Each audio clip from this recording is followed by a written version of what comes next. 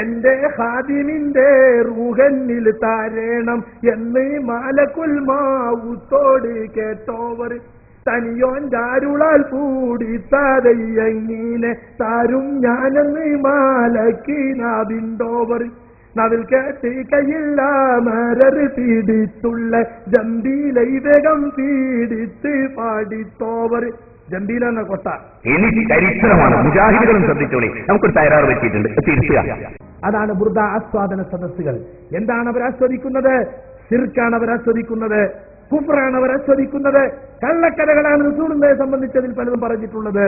ഈ ചെങ്ങാതിയൊക്കെ national waste ആണ്. സമൂഹമേ, നിങ്ങൾക്ക് എന്തുകൊണ്ട് മനസ്സിലാകുന്നില്ല? ഇപ്പൊ ചിലപ്പോ ഇങ്ങനെ പഴയ അൽമുർഷിദിൽ പഴയ അമലിയാത്തില് സുബ്ഹി നമസ്കാരത്തിൽ ഖുനൂത്ത് ഓതാം എന്ന് എഴുതി വെച്ചിട്ടുണ്ട്. അത് മുജാഹിദുകളുടെ ഇസ്ലാഹി പ്രസ്ഥാനക്കാരുടെ അമലിയാത്തല്ലേ, അവരുടെ പുസ്തകമല്ലേ, അവരുടെ ലേഖനമല്ലേ, അവരുടെ പത്രമല്ലേ ആണ്. അതിൽ ഖുനൂത്ത് ഓതാന്ന് പറഞ്ഞിട്ടുണ്ടല്ലോ, പറഞ്ഞിട്ടുണ്ട്. എന്താ അത് സ്വീകരിക്കാത്തത്? അതിന് തെളിവില്ലാത്തത് കൊണ്ട്.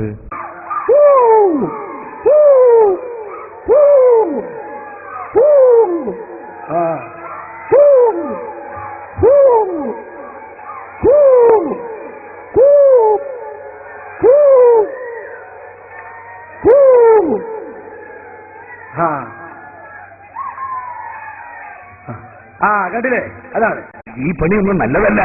ഹലോ, ആരാണ്? ഞാനാണ്. അവിടെ എവിടെയാണ്? തൃശ്ശൂരാണ്. തൃശ്ശൂർ എവിടെയാണ്? ഞാൻ ഇന്ന് വരാട്ടോ ഏട്ടാ. ചേട്ടാ, ഞാൻ പോവാണ് ഞങ്ങട്ട്.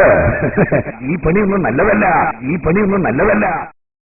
ഞാൻ നിസ്കരിക്കുന്നത് പോലെ നിങ്ങൾ നിസ്കരിച്ചോളൂ എന്ന് പറഞ്ഞതിന്റെ അർത്ഥം ഞാൻ നിസ്കരിക്കുന്നത് എങ്ങനെ സ്വഹാബത്ത് കണ്ടതായി നിങ്ങളോട് ഇമാമുമാരിലൂടെ അവർ പഠിപ്പിച്ചോ അതുപോലെ നിസ്കരിച്ചോളില്ല. അല്ലെങ്കിൽ നിങ്ങൾ പറയണം ഞങ്ങൾ കണ്ടിട്ടുണ്ട് അല്ലാഹുവിന്റെ റസൂൽ നിസ്കരിക്കുന്നത് എന്ന്. ഹദീസുകളെ യുക്തിയിലും ബുദ്ധിയിലും പാകപ്പെടുത്തി താല്പര്യങ്ങൾക്കനുസരിച്ച് വ്യാഖ്യാനിക്കണേ. അള്ളാന്റെ റസൂൽ അങ്ങനെ ഖുർആന്റെ ഒരു കോപ്പി കൊടുത്തിട്ടില്ല. എന്നാൽ സക്കരിയ സ്വലായി തറക്തു ഫീക്കും അംറൈനി എന്ന ഹദീസ് ഓതിയിട്ട് പറയുകയാണ്, ചിലര് പറയും ഖുർആൻ എല്ലാവർക്കും മനസ്സിലാവൂലാന്ന്.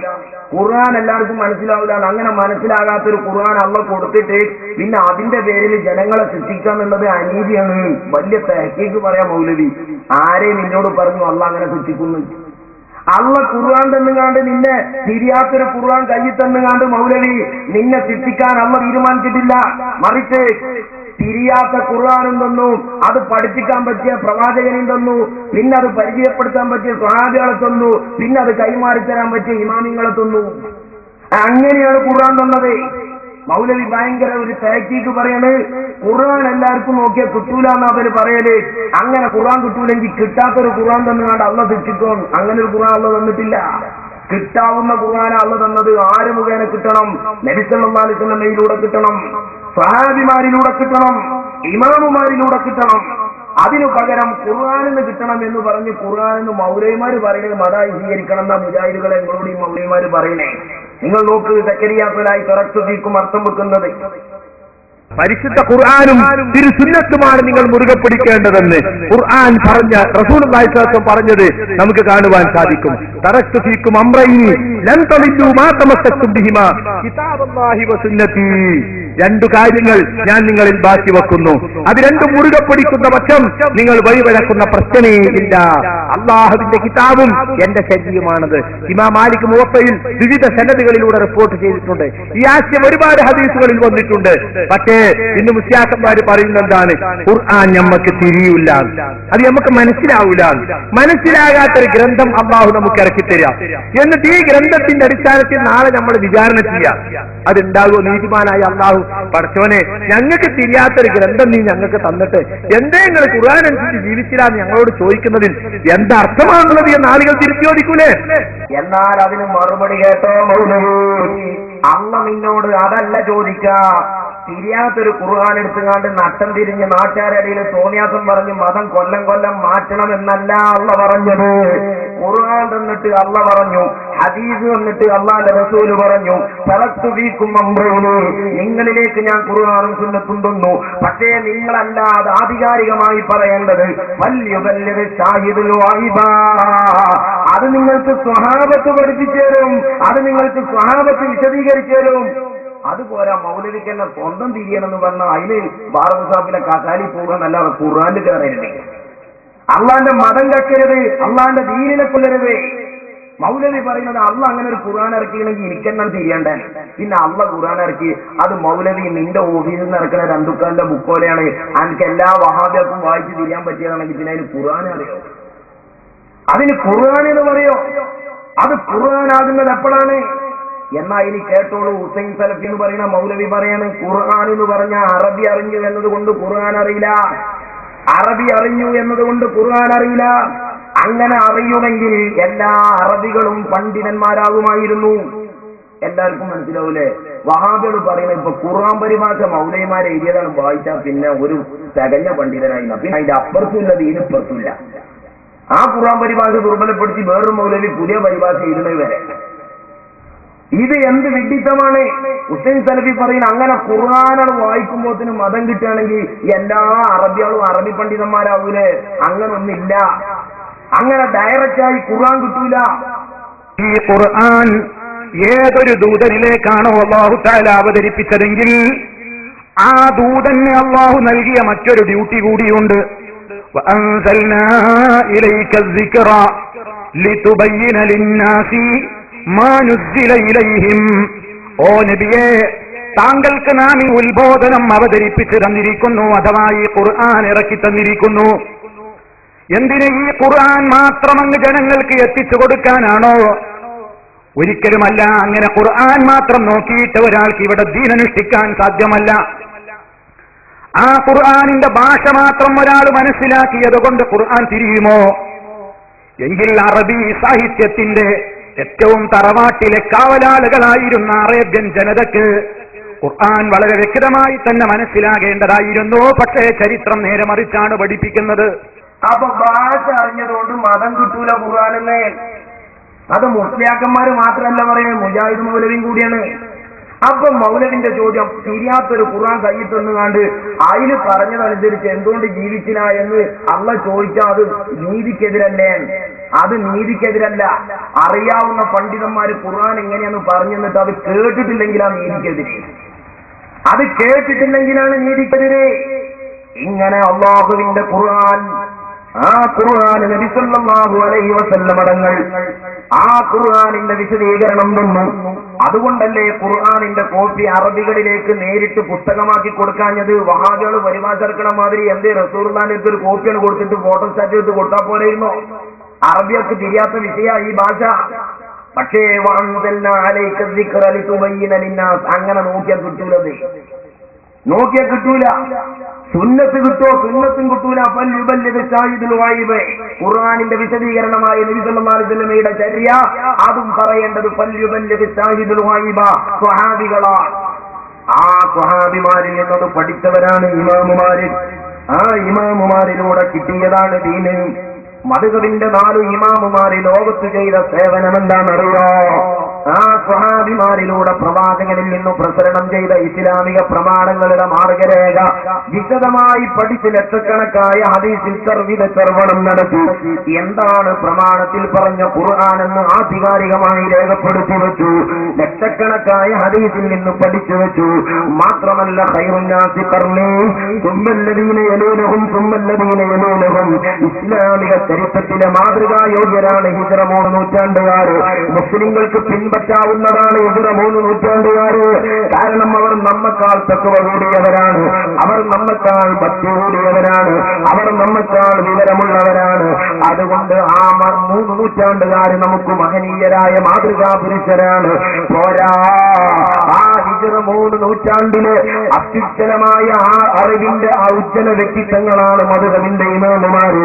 ആ ഇമാമുമാരെ ലോകത്ത് ചെയ്ത സേവനം എന്താണ്? അവർ ഖുർആനും സുന്നത്തുമായി സ്വഹാബത്തിലൂടെ പഠിച്ചു വെച്ച കാര്യങ്ങള് അവർ കൃത്യമായി ക്രോഡീകരിച്ചു വെച്ചു. അപ്പൊ കാട്ടുണ്ടക്കാരനായ ഒരു മൗലവിക്ക് ഭയങ്കര ഇഷ്ടമായി. അപ്പൊ എന്താ നമ്മൾ ചെയ്യേണ്ടത്? അപ്പൊ നമ്മൾ ചെയ്യേണ്ടത് ഷാഫി ഇമാമിന്റെ ആൻസർ പേപ്പർ കൊടുക്കുക, ഹനഫി ഇമാമിന്റെ ആൻസർ പേപ്പർ കൊടുക്കുക. എന്നിട്ട് ഓലോടൊക്കെ ചോദ്യം ചോദിച്ചിട്ട് ആര് പറഞ്ഞതാ തെളിവ് നമ്മൾ കണ്ടുപിടിക്കുക. മൗലവി ഞങ്ങൾ വഹാബിസം എന്ന് പറഞ്ഞ എന്താ ചെയ്യുന്നത്? നിങ്ങള് വഹാബികൾ ചെയ്യുന്നത് എല്ലാ മതത്തിലുള്ള ശരി ഇരിക്കണം. എന്ന് പറഞ്ഞാൽ അതിന്റെ അർത്ഥം മൗലവിമാരെ പണി മദ്ഹബിന്റെ ഇമാമിങ്ങൾക്ക് മാർക്കിടുക എന്നുള്ളതാണ്.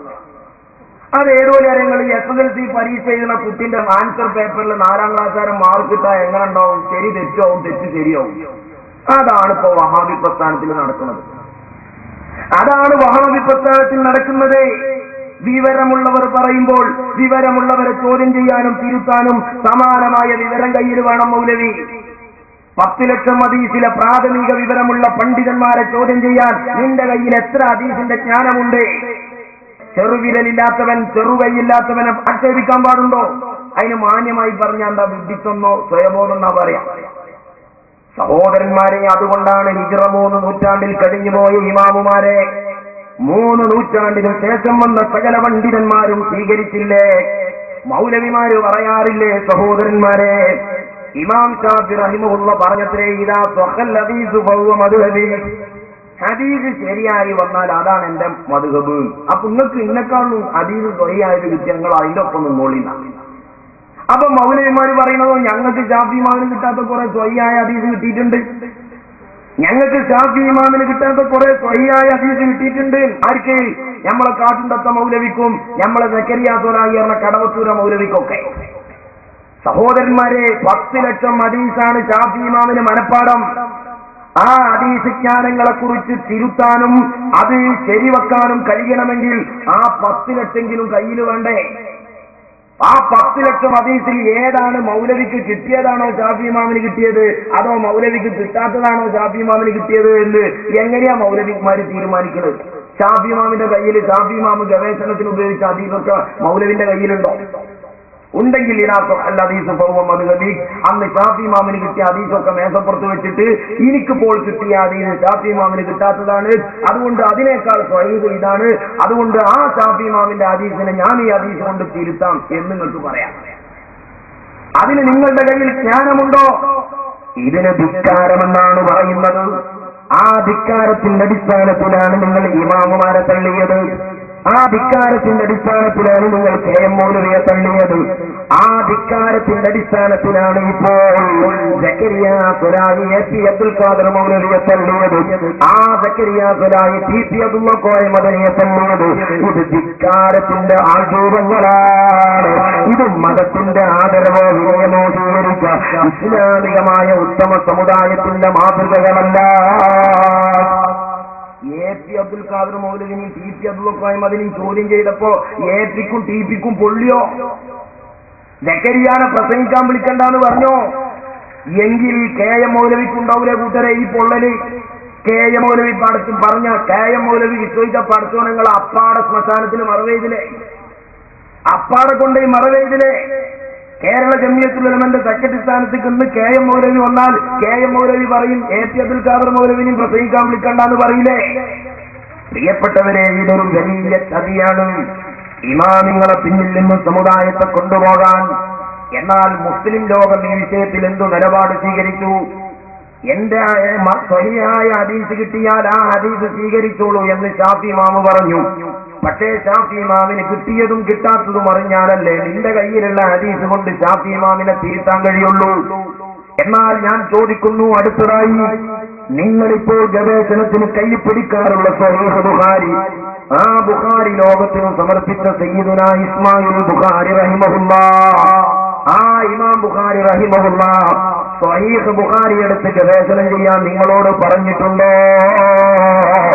ഇല്ലല്ലോ മുജാഹിദേ. ഇമാം ബുഖാരി പറഞ്ഞതെന്താണ്? എന്നെക്കാൾ തെക്കുവയുള്ളവരാണ് ഹിജ്റ 3-ാം നൂറ്റാണ്ടുകാര്, എന്നെക്കാൾ വിവരമുള്ളവരാണ് ഇമാമുമാര്, അതുകൊണ്ട് ഞാൻ ഇമാമുമാരെ സ്വീകരിക്കുകയാണ്. ഇമാം മുസ്ലിം റഹിമഹുല്ലാഹ് സ്വഹീഹ് മുസ്ലിം എടുത്ത് ഗവേഷണം ചെയ്യാൻ നിന്നോട് പറഞ്ഞിട്ടുണ്ടോ? ഇല്ലല്ലോ. ഇമാം മുസ്ലിം റഹിമഹുല്ലാഹ് വിനയത്തിന്റെ നിലപാട് സ്വീകരിച്ചില്ലേ? ഇമാം മുസ്ലിം റഹിമഹുല്ലാഹ് തന്നെക്കാൾ വിവരമുള്ളവരാണ് ഹിജ്റ 3 നൂറ്റാണ്ടുകാരെന്ന് വിധിയെഴുതിയില്ലേ? എന്നാ മുജാഹിദീങ്ങൾ പറയുന്നത് ഖുർആനുക്കും സുന്നത്തുക്കും മടക്കണം എന്നാണ്. ആ ഖുർആനുക്കും സുന്നത്തുക്കും മടക്കണം എന്ന് പറഞ്ഞത് വെറും വിഡ്ഢിത്തമാണ്. ഞാൻ സാധാരണ മുജാഹിദുകളോട് ചോദിക്കുന്നു, നിങ്ങൾ അങ്ങനെ ഖുർആനും സുന്നത്തും മടക്കാറുണ്ടോ? നിങ്ങൾ ഖുർആനും സുന്നത്തും നിവർത്തി വെച്ച് ജക്കരിയാത്തുലായി താടിക്ക് നീളം വേണമെന്ന് പറയുന്നു. ഈത്യതുള്ളക്കോയ മതിരി വേണ്ടാന്ന് പറയുന്നത്. സാധാരണ മുജാഹിദെ ഖുർആൻ വെച്ചെന്ന് പറഞ്ഞാൽ താടിക്കത്ര നീളം വേണമെന്ന് നീ പറയൂ, ഖുർആൻ സുന്നത്ത് കൊടുത്തിട്ട് പറയൂ.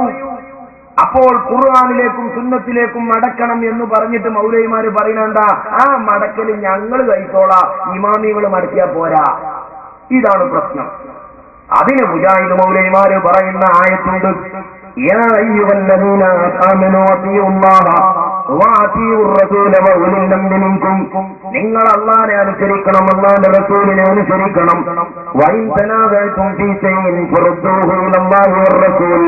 മതപരമായ വിഷയത്തിൽ തർക്കം വന്നാൽ ആ തർക്കത്തിന് പരിഹാരം നിങ്ങൾ തേടേണ്ടത് മൗലവിമാരുടെ ഭാഷ മദ്ഹബിൽ നിന്നല്ല എന്നാണ്, അതുപോലെ സ്വഹാബിമാരിൽ നിന്നല്ല എന്നാണ്.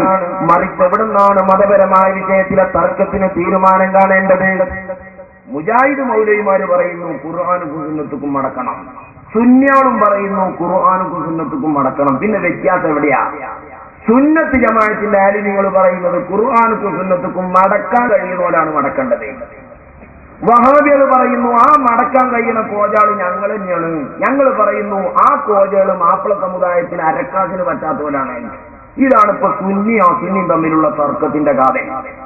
മുജാഹിദ് മൗലവി യാ അയ്യുഹല്ലദീന ആമനൂ ഖുർആനിക്ക് മടക്കണം എന്ന് പറയുന്ന ആയത്തുകൾ നോക്കിങ്ങള്. ഇതാണ് മുജാഹിദുകൾ പറയുന്നത്. നമുക്കിടയിൽ മതപരമായ വിഷയത്തിൽ അഭിപ്രായ വ്യത്യാസങ്ങൾ ഉണ്ടാവാം, ഭിന്നതകൾ ഉണ്ടാകാം. പക്ഷേ അത് ഒരു കേന്ദ്രത്തിലേക്ക് മടക്കിയാൽ, ഒരു പ്രമാണത്തിലേക്ക് മടക്കിയാൽ അതിന് പരിഹാരം ലഭിക്കണം. ഏതാണ് ആ കേന്ദ്രം, ഏതാണ് ആ പ്രമാണം? വിശുദ്ധ ഖുർആനാണ്, പ്രവാചകന്റെ ഹദീസാണ്.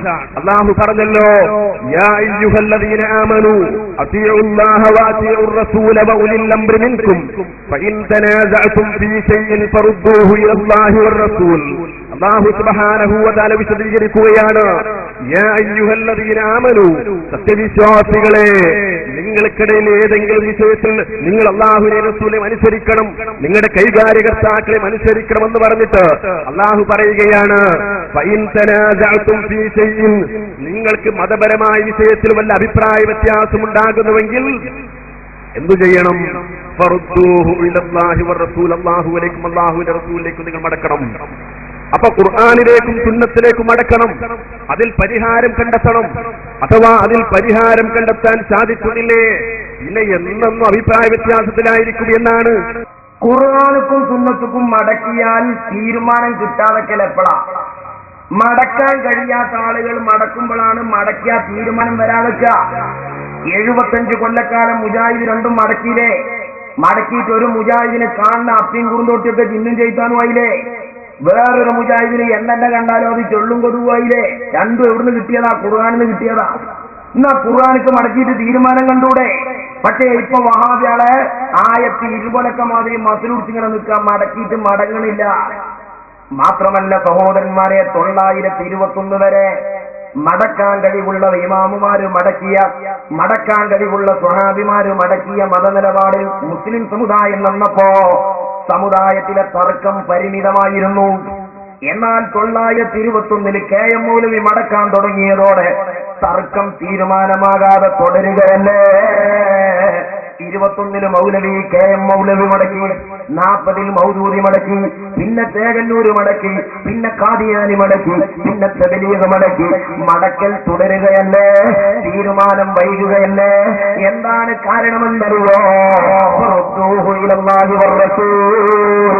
സുന്നത്ത് ജമാഅത്തിന്റെ ആലിമീങ്ങൾ പറയുന്നത്, അതേ ബഹുമാനപ്പെട്ട വരക്കൽ മുല്ലക്കോയ തങ്ങൾ പറഞ്ഞത്, ബഹുമാനപ്പെട്ട പാങ്ങിനെത്തി അഹമ്മദ് കുട്ടി മുസ്ലിയാർ പറഞ്ഞത്, സയ്യിദ് റഹ്മാൻ ബാപ്പത്തി തങ്ങൾ പറഞ്ഞത്, പാണക്കാട് PMS കോയ തങ്ങൾ പറഞ്ഞത്, ശംസുൽ ഇ.കെ. അബൂബക്കർ മുസ്ലിയാർ പറഞ്ഞത്, റഈസുൽ മുഹഖഖീൻ കണ്ണിയത്ത് ഉസ്താദ് പറഞ്ഞത്, ബഹുമാനപ്പെട്ട ഖമറുൽ കാന്തപുരം ഉസ്താദ് പറയുന്നത്, ബഹുമാനപ്പെട്ട താജുൽ ഉലമ പറയുന്നത്, ഇന്ന് കേരളത്തിൽ നിലനിൽക്കുന്ന മുഴുവൻ സമസ്തയുടെ ആലിമീങ്ങളും പറയുന്നത് ഖുർആനിലേക്കും സുന്നത്തിലേക്കും മടക്കണമെന്നു തന്നെയാണ്. പക്ഷേ അത് മടക്കേണ്ടതാരാണ്? അരമൗലവിമാരല്ല, മുറിമൗലവിമാരല്ല. മടക്കേണ്ടത് മടക്കാൻ കഴിവുള്ളവരാണ്. ആരാണ് മടക്കാൻ കഴിവുള്ളവർ? ഹിജ്റ 3 നൂറ്റാണ്ടിന് ശേഷമുള്ള സകല മുസ്ലിങ്ങളും പറഞ്ഞില്ലേ, മടക്കാൻ കഴിവുള്ളവർ ഹിജ്റ 3 നൂറ്റാണ്ടിലെ ഇമാമുമാരാണ്. ഇമാം ബുഖാരി ആ നിലപാട് സ്വീകരിച്ചില്ലേ? ഇമാം മുസ്ലിം റഹിമഹുല്ലാ നിലപാട് സ്വീകരിച്ചില്ലേ? ലോകത്തെ മുസ്ലിങ്ങളൊക്കെ ആ നിലപാടിലൂടെ മുന്നോട്ട് പോയില്ലേ? എന്നാൽ വഹാബികൾ പറഞ്ഞതോ ഖുർആനിലേക്കും സുന്നത്തിലേക്കും മടക്കണം എന്ന് പറഞ്ഞാൽ മുജാഹിദുകളായ സാധാരണക്കാരെ നിങ്ങൾ മടക്കാൻ മൗലവിമാർ അനുവദിക്കാറുണ്ടോ? മടക്കിയാൽ നിങ്ങൾക്ക് മതം ഖുർആനിന് കിട്ടുമോ? ഖുർആനിന്റെ ആശയം എന്താണ് എന്ന് നിങ്ങൾക്ക് മനസ്സിലാക്കണമെങ്കിൽ ഒരു മൗലവിന്റെ പരിഭാഷ വേണ്ടേ? മൗലവിയുടെ പരിഭാഷ എന്ന് പറഞ്ഞാൽ മൗലവിക്ക് മതമായി ഗവേഷണം ചെയ്ത് കിട്ടിയത് മൗലവി എഴുതിച്ചത് നല്ലേ? ആ എഴുതിച്ചത് നിനക്ക് ബാധകാവോ? നീ വേറെ മടക്കണ്ടേ? അപ്പൊ മുജാഹിദ് മൗലവിമാരും സുന്നികളും അസുന്നികളും ഖുർആനിലേക്കും സുന്നത്തിലേക്കും മടക്കുന്നില്ല. പിന്നെയോ സുന്നികളാണെങ്കിലും അസുന്നികളാണെങ്കിലും തഖ്ലീദ് ചെയ്യുന്നവരാ.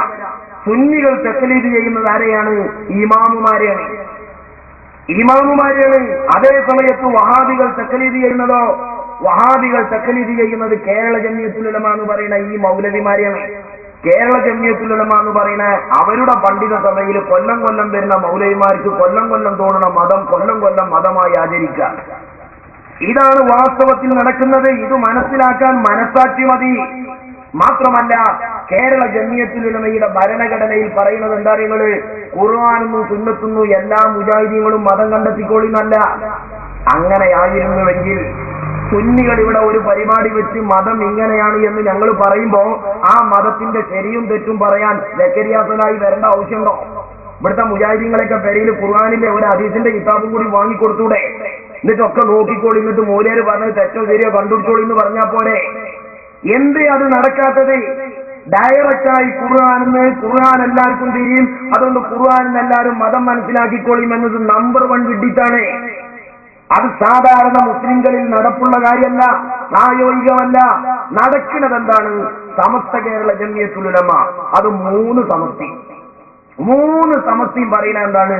മതപരമായ വിഷയത്തിലെ തർക്കം വന്നാൽ തീരുമാനം ഖുർആനും സുന്നത്തുന്നും ഇമാമിങ്ങൾ മടക്കി പറഞ്ഞിട്ടുണ്ട്, അവിടെ നിൽക്കണം.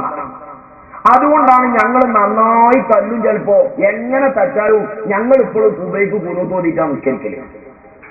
ഞങ്ങൾ എങ്ങനെ തച്ചാലും ഞങ്ങൾക്കിപ്പോൾ ഖുതുബ അറബി തന്നെ. പിന്നെ കോടിന്റെ കളറും നിങ്ങളെ ഒരു തല്ല് തച്ചാൽ മതിയോ 2 തല്ല് തല്ലണോ എന്നൊക്കെയുള്ള കുറെ തർക്കം ഞങ്ങളടിയിലുണ്ട് എന്നല്ലാതെ ഇസ്ലാമിന്റെ അടിസ്ഥാന വിഷയത്തിൽ ഞങ്ങളിൽ തർക്കമല്ല. ഞങ്ങളെയൊക്കെ ഇമാമിങ്ങൾ അങ്ങട്ടാ വിടുന്നേ. ഈ ഒരു നിലപാട് വഹാബിസത്തിലില്ല. വഹാബിസം ചങ്ങരംകുളം മടവൂരുമായി 2ആയി. ഇപ്പൊ ചങ്ങരംകുളം തന്നെ സക്കരിയയും അതുപോലെ ഖാദിരിയാക്കളുമായി വേറെ 2 ഉപ്പച്ച കരം പോലെ ഈ സംഘടന മാണ്ടാന്ന് പറഞ്ഞ വേറൊരു ടീമും ആയില്ലേ. കാരണം എല്ലാവരും ഖുർആനും സുന്നത്തും നോക്കുക. കേൾക്കണോ? ഇപ്പൊ അടുത്ത് വഹാബി പണ്ഡിത സഭയിൽ ഒരു യോഗം നടന്നു. ആ യോഗത്തിൽ വെച്ചുകൊണ്ട് അബ്ദുറഹ്മാൻ സലഫി സക്കരിയ സ്വലാഹിയുടെ കുറെ നിലപാട് വിമർശിച്ചു. അങ്ങനെ വിമർശിച്ചിട്ട് പറഞ്ഞു സക്കരിയ സ്വലാഹി പറയുന്നതല്ല ദീന്, സക്കരിയ സ്വലാഹി പറയുന്നത് അബദ്ധമാണ് എന്ന് പറഞ്ഞു. അപ്പൊ സക്കരിയ സ്വലാഹി പറഞ്ഞു അതെങ്ങനെ അബ്ദുറഹ്മാൻ സലഫി ഞാൻ പറയുന്നത് ദീനല്ല എന്ന് പറയുന്നത്? അബ്ദുറഹ്മാൻ സലഫി മുജ്തഹിദാണ് എന്ന പോലെ ഞാനും മുജ്തഹിദല്ലേ. അബ്ദുറഹ്മാൻ സലഫിക്ക് 1 കിട്ടിയെങ്കിൽ എനിക്ക് വേറെ 1 കിട്ടിയത്. അപ്പൊ അബ്ദുറഹ്മാൻ സലഫി പറഞ്ഞു കേരള ജംഇയ്യത്തുൽ ഉലമയുടെ തീരുമാനം എങ്ങനെയാണ്? അപ്പൊ മുജാഹിദുകൾ ജനങ്ങളെ ക്ഷണിക്കുന്നത് എവിടുക്കാണ്? ഖുർആനുക്കും സുന്നത്തുക്കും അല്ല. ഖുർആനും സുന്നത്തും മൗലവിമാർക്ക് മതമായി കിട്ടിയ തോന്നിയാസത്തിക്കാ മുസ്ലിങ്ങളെ ക്ഷണിക്കണേ. മുസ്ലിങ്ങളെ നിങ്ങളെ ക്ഷണിക്കുന്നത് അതിലേക്കാണ്, പൗരോഹിത്യത്തിലേക്ക്, പുരോഹിത ജനവിഭാഗത്തിന്റെ ജൽപ്പനങ്ങളിലേക്ക്. കൊല്ലം കൊല്ലം സംസ്ഥാന കൗൺസിലിൽ നേതാക്കൾ മാറുന്നതിനനുസരിച്ച് മാറുന്ന അല്ലാഹ്, മാറുന്ന സംസ്കാരം, മാറുന്ന ആരാധന, ഇതിലേക്കാ മുജാഹിദുകളെ ജനങ്ങളെ ക്ഷണിക്കണേ. സമസ്തകൾ ക്ഷണിക്കണതോ ഖുർആനും സുന്നത്തും മദ്ഹബിന്റെ ഇമാമിങ്ങൾ മതം കണ്ടെത്തി അതിലേക്കാണ്. എന്താ വ്യത്യാസം? സുന്നിയാള് പിടിച്ചത് കുറ്റുറപ്പുള്ള തേക്കാണ്, വഹാബിയാള് പിടിക്കുന്നത് വെറും കറുത്ത തണ്ടാണ്. അതാ വ്യത്യാസം. കേരള ജംഇയ്യത്തുൽ ഉലമയുടെ ഭരണഘടന എന്താ പറയുന്നത്? എല്ലാ മുജാഹിദും ഖുർആനും സുന്നത്തും പരിശോധിക്കണം എന്നല്ല, മറിച്ച് ഖുർആനും സുന്നത്തും മൗലവിമാര് പരിശോധിക്കും. മൗലവിമാർക്ക് പരിശോധിച്ച് കിട്ടുന്ന മതം കുഞ്ഞാടുകൾ സ്വീകരിക്കണം എന്ന ഭരണഘടന മുജാഹിദ് മൗലവി തന്നെ വായിക്കുന്നുണ്ട്. കേരള നേതൃത്വ മുജാഹിദിന്റെ ഭരണഘടന പറയുന്നുണ്ട്, ആദർശപരമായ വിഷയത്തിൽ തർക്കമുണ്ടായാൽ ഖുർആനിന്റെയും സുന്നത്തിന്റെയും അടിസ്ഥാനത്തിൽ കേരള ജംഇയ്യത്തുൽ ഉലമ എടുക്കുന്ന തീരുമാനമാണ് അംഗീകരിക്കേണ്ടത്. ആര്? മുജാഹിദ് കുഞ്ഞാടുകൾ. സമസ്ത കേരള ജമിയത്തിൽ നിന്ന് പറയുന്നതോ ഖുർആനും സുന്നത്തും ഇമാമികൾ തീരുമാനം കണ്ടെത്തിയിട്ടുണ്ട്, അതാണ് സ്വീകരിക്കേണ്ടത്. തർക്കത്തിന്റെ മർമ്മം ഇവിടെയാണ്. ഈ മൗലവിമാരാണോ മുസ്ലിംകൾക്ക് സ്വീകാര്യോഗ്യം, അതല്ല മദ്ഹബിന്റെ ഇമാമുമാരാണോ? ആ തർക്കത്തിനു തീരുമാനം കണ്ട് ആ ഇമാമുമാരിലേക്ക് നടന്നാൽ നിങ്ങൾ പിടിക്കുന്ന മതത്തിന് 14 നൂറ്റാണ്ടിന്റെ പാരമ്പര്യമുണ്ട് കേട്ടോ. നിങ്ങൾ പറയുന്ന മതത്തിന് ഇസ്ലാമിന്റെ പാരമ്പര്യമുണ്ട് കേട്ടോ. അപ്പോഴാണ് സക്കരിയ സ്വലാഹി പറഞ്ഞത്. അബ്ദുറഹ്മാൻ സലഫി പറയുന്നത് എനിക്ക് ദീനല്ല, അബ്ദുറഹ്മാൻ സലഫി മുജ്തഹിദാണെങ്കിൽ ഞാനും മുജ്തഹിദാണ്. അങ്ങനെ സക്കരിയ സ്വലാഹി വഹാബി പണ്ഡിത സഭയിലേക്ക് കൊടുത്ത ഒരു വലിയ വിലാപ കത്ത്. ആ കത്തിൽ സക്കരിയ സ്വലാഹി പറയുന്നത് എന്താണ്? സക്കരിയ മൗലവി, നിങ്ങൾ തന്നെ മറുപടിക്ക് വരണം. നമ്മളൊന്ന് പറഞ്ഞു നോക്കുക. എ.പി. അബ്ദുൽ ഖാദർ മൗലവി നിങ്ങളെ പ്രസംഗത്തിന് വിളിക്കണ്ടെന്ന് പറഞ്ഞിട്ടുണ്ടെങ്കിലും ഇവിടെ ഉള്ളവര് ഖാദിരിയാക്കളല്ല സക്കരിയാക്കളാന്ന് നമ്മൾ മനസ്സിലാക്കുകയാണ്. അതുകൊണ്ടാണ് എ.പി. അബ്ദുൽ ഖാദർ മൗലവിന്റെ പ്രസ്താവന മാറ്റിയിട്ട് സക്കരിയ സ്വലാഹിയെ പ്രസംഗത്തിന് വിളിക്കാൻ കൊണ്ടുവന്ന ആ വിഷയത്തിലെങ്കിലും സ്വയം ഗവേഷണം നടത്തിയ ഈ പ്രദേശത്തെ മുജാഹിദുകളെ ഞങ്ങൾ അഭിനന്ദിക്കും. ഖാദർ മൗലവിന്റെ പ്രസ്താവന അപ്പടി തെക്കിലി ചെയ്തില്ലല്ലോ, സക്കരിയാനെ സ്വീകരിക്കാനുള്ള ധൈര്യം കാട്ടിയല്ലോ. പക്ഷേ ഒന്നും ഉള്ളു ഒന്നും മുഴുക്കാന്ന് മാത്രം. ഞാൻ സക്കരിയ സ്വലാഹി എഴുതിയ കത്താത് പണ്ഡിത സഭയിലേക്ക്. എന്താ കത്തിന്റെ വിഷയം? ഓ മൗലവിമാരെ, നിങ്ങൾ എന്റെ ഖുർആൻ ഗവേഷണം നിങ്ങൾ എന്താ സ്വീകരിക്കാത്തതെന്ന. അങ്ങനെ പാമ്പ് വേലായതിന്റെ കൂടുതൽ മുജ്തഹിദീങ്ങൾ ഒരു പട കേരള ജമിയത്തിലുണ്ട്. ഓരോ മുജ്തഹിദിനും ഒരു വിഷയത്തിൽ 400 മസാല. അപ്പോഴാണ് നമ്മളെ ഷെഫീഖ് മൗലവി പറയുന്നത്, അപ്പൊ മദ്ഹബിന്റെ ആളുകൾ അങ്ങനെയൊക്കെ പറഞ്ഞില്ല, അതുകൊണ്ട് നമ്മക്കും എന്ത് തോന്നിയാത്തോ പറയാം, നമ്മളും കുഴപ്പമില്ലാത്തവരല്ലേ. അതിന് മതം എന്നല്ല പറയാം, അതിന് ധിക്കാരം എന്നാ പറയാം. ഷാഫി ഇമാമ് 10 ലക്ഷം ഹദീസിന്ന് മതം പറഞ്ഞതിന് സമാനമായി നിന്റെ കയ്യിലുള്ള 4 ഹദീസിന്ന് നിനക്ക് മതം പറയാമെന്ന് നീ വാദിക്കുന്നുവെങ്കിൽ അതിന് മാനസികമെന്നോ ധിക്കാരമെന്നോ സാമാന്യമായി പറയണം. അങ്ങനെയാണ് സക്കരിയ സ്വലാഹി ഉൾപ്പെടെയുള്ള സക്കരിയാക്കൾ ഇപ്പൊ കേരള ജമിയത്തിലുള്ളതിലെ ഇജ്തിഹാദ് കൊണ്ട് പടവിട്ട് ഖാദിരിയാക്കളും ടീമും അപ്പുറത്തുനിന്ന് വേറെ ഇജ്തിഹാദും വിട്ടാണ്. ഞാൻ ഓർമ്മപ്പെടുത്തുന്നത് മുസ്ലിം സമുദായത്തിന് സ്വീകരിക്കാൻ നല്ലത് ഈ മൗലവിമാരെ ഒന്നുമല്ല. ഇമാം ബുഖാരിയും ഇമാം മുസ്ലിമും ഹിജ്റ 3 നൂറ്റാണ്ടിന് ശേഷമുള്ള മുസ്ലിങ്ങളും സ്വീകരിച്ച സുതാര്യമായ സമീപനം ഇമാമുമാരെ സ്വീകരിക്കുക. കാരണം അവർ മതം കണ്ടെത്തിയത് ബൈബിളിൽ നിന്നല്ല, അവർ മതം കണ്ടെത്തിയത് രാമായണത്തിൽ നിന്നല്ല. മാത്രമല്ല അവർ നമ്മളെക്കാളും മതപരമായ വിഷയത്തിൽ യോഗ്യരാണ്. ഇത് മനസ്സിലാക്കാൻ തുറന്ന മനസ്സും വിനയമുള്ള ഹൃദയവും മാത്രമേ മുസ്ലിമെ ആവശ്യമുള്ളൂ.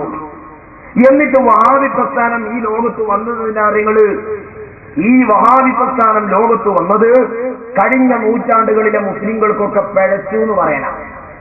കഴിഞ്ഞ നൂറ്റാണ്ടിലെ മുസ്ലിങ്ങൾ, ആ മുസ്ലിങ്ങൾ ഇൽമിലും ഈ തഖ്വയിലും ഈമാനിലുമൊക്കെ വിവരമുള്ള മുസ്ലിങ്ങൾ, ആ മുസ്ലിങ്ങൾക്ക് വിശ്വാസത്തിൽ പിഴച്ചു എന്ന് പറയാനാണ് മുജാഹിദ് പ്രസ്ഥാനം 921 ഹിജ്റ 6-ാം നൂറ്റാണ്ടിലും ജന്മം കൊണ്ടത് എന്ന് അതാ ഒരു മുജാഹിദ് മൗലവി പ്രഖ്യാപിക്കുകയാണ്.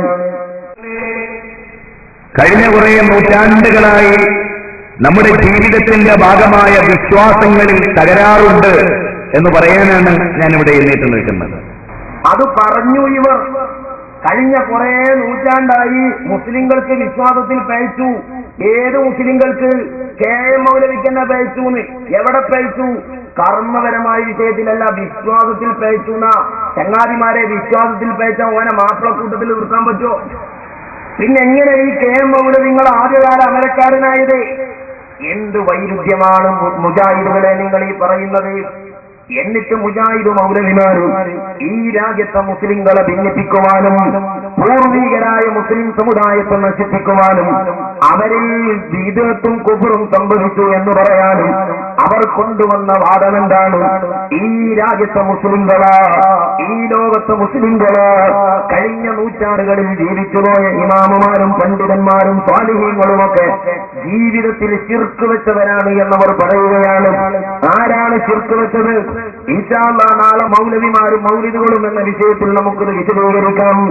ഔലിയാക്കളെയും അമ്പിയാക്കളെയും ആദരിച്ചതിന്റെ പേരിൽ, അവരോട് കറാമത്തിന്റെയും വൈദ്യത്തിന്റെയും സഹായം ചോദിച്ചതിന്റെ പേരില് വിശ്വാസികളൊക്കെ മുശ്രിക്കാണെന്ന് പറഞ്ഞു മഹാരഥന്മാരായ ഇമാമുമാരെയൊക്കെ ഇവർ തള്ളുകയാണ്.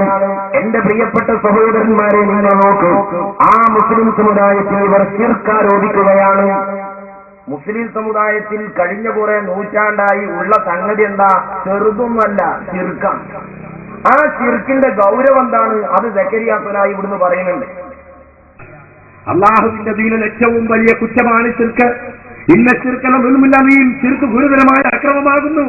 വമൻശിരിക്ക് ബില്ലാഹി ഫഖദ് ഹറമല്ലാഹു അലൈഹിൽ ജന്ന, ആരെങ്കിലും ശിർക്ക് വെച്ചാൽ അവന് സ്വർഗ്ഗം ഹറാമാണ്. മാത്രമല്ല ഇന്ന ശിർക യഹബത അമലുക, നീ എങ്ങാനും ശിർക്ക് വെച്ചാൽ നിന്റെ അമലുകളൊക്കെ പൊളിഞ്ഞു പോകും.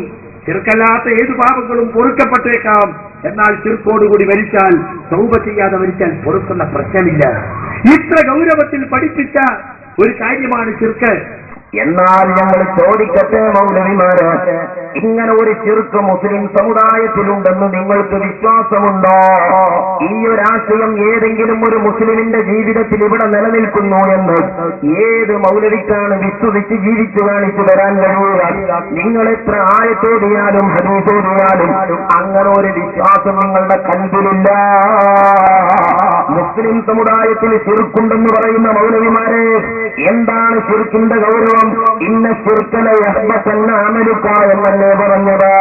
ശിർക്കൊരാളുടെ ജീവിതത്തിലുണ്ടായാൽ അവൻ നിസ്കരിക്കുന്ന നിസ്കാരം സ്വീകാര്യമല്ല, അവൻ ചെയ്യുന്ന ഹജ്ജ് സ്വീകാര്യമല്ല, അവന്റെ നിസ്കാരങ്ങളോ നോമ്പോ സ്വീകാര്യമല്ല. ഇങ്ങനെ ഒരു പ്രശ്നം ഇവിടെ ഏത് മുസ്ലിമിന്റെ ജീവിതത്തിലാണുള്ളത്? അങ്ങനെ ഒരു വിശ്വാസം ചുരുങ്ങിയത് മരിച്ചതോ ജീവിച്ചിരിക്കുന്നതോ ആയ ഒരു മുജാഹിദ് മൗലവിക്കുണ്ടോ? ഉണ്ടെങ്കിൽ ഞാൻ ചോദിക്കുന്നു, മൗലിദോടുന്ന മുസ്ലിയാര് ശിർക്കാണ് ചെയ്യുന്നതെങ്കിൽ ആ മുസ്ലിയാര് നിസ്കരിക്കുമ്പോ അയാളെ നിസ്കാരം ബാത്തിലല്ലേ? ഓ മുജാഹിദേ, പറയുന്നതും പ്രവർത്തിക്കുന്നതും എങ്ങനെയാണ് വൈരുദ്ധ്യമാകുന്നത്? അസംബദ്ധത്തിന്റെയും അസത്യത്തിന്റെയും ആൾക്കൂട്ടമല്ലേ പാദ്രിമാരെ നിങ്ങളാ? എന്ത് തോന്നിവാസമാണ് ഈ മുസ്ലിം സമുദായത്തിന്റെ നെഞ്ചിലേക്ക് നിങ്ങൾ വലിച്ചെറിയുന്നത്? ഇവിടെ പലരും മാന്യത നടിക്കുകയാണ്.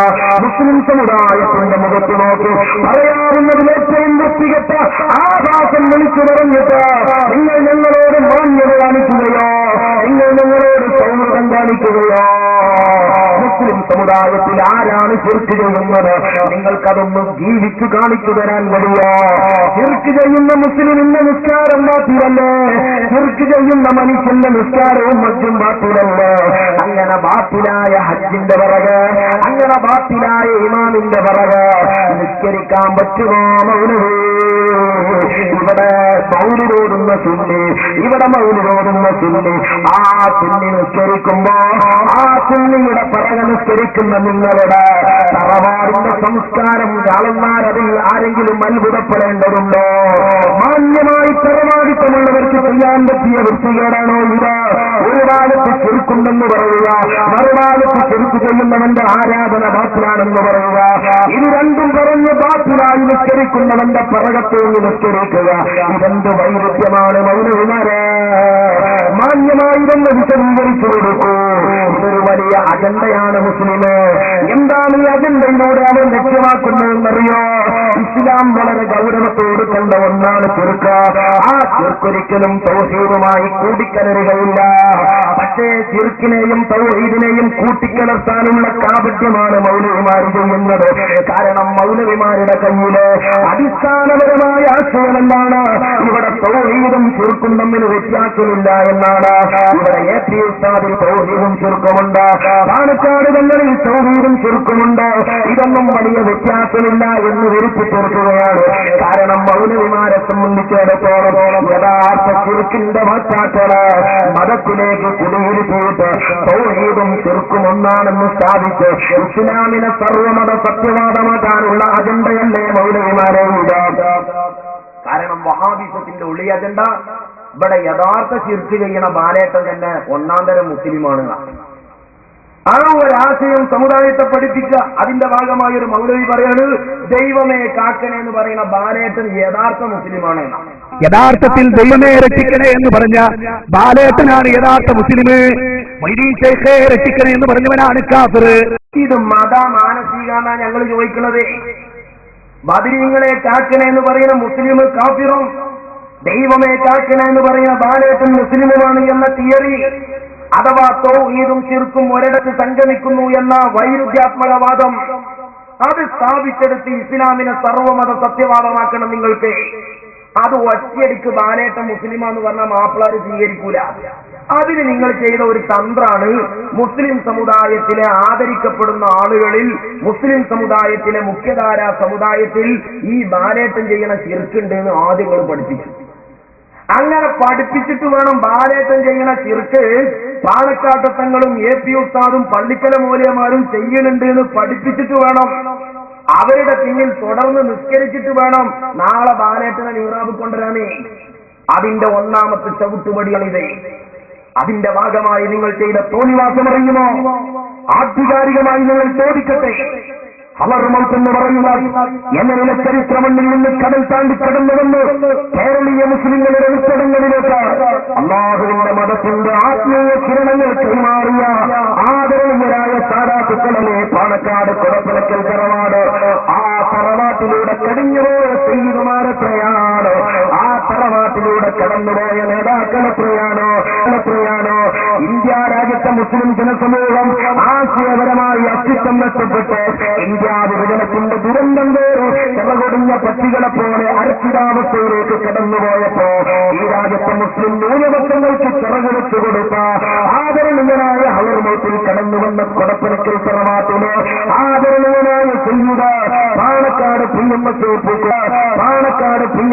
പൂക്കോയത്തങ്ങള് രാജ്യത്തെ രാഷ്ട്രീയ സംവിധാനങ്ങളിൽ നിറഞ്ഞു നിന്നപ്പോഴും ആ സയ്യിദിന്റെ തിരുമുറ്റത്ത് കടന്നുവന്ന മന്ത്രിക്കൂടിപ്പോയ ജനങ്ങളില്ലേ, അവർക്ക് ചെറുതോടിക്കൊടുത്ത ജനങ്ങളില്ലേ, ആദരണീയരായ സയ്യിദുമാരില് കുഫ്റാരോപിച്ചു നിങ്ങൾ ആലോചിക്കേണ്ടതുണ്ട്.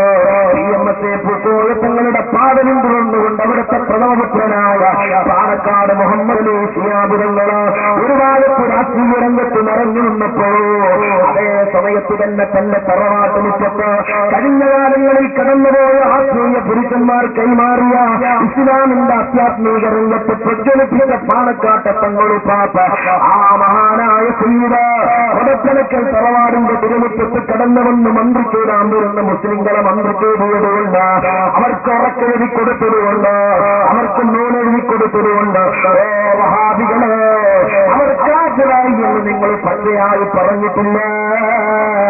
ഇനി ഞങ്ങൾ ചോദിക്കുന്നു വഹാബികളെ, ആ പാണക്കാട് തങ്ങൾ പാപ്പയെ കുറിച്ച് നിങ്ങൾ ഇറക്കിയ ഡോക്യുമെന്ററി എന്താണ്?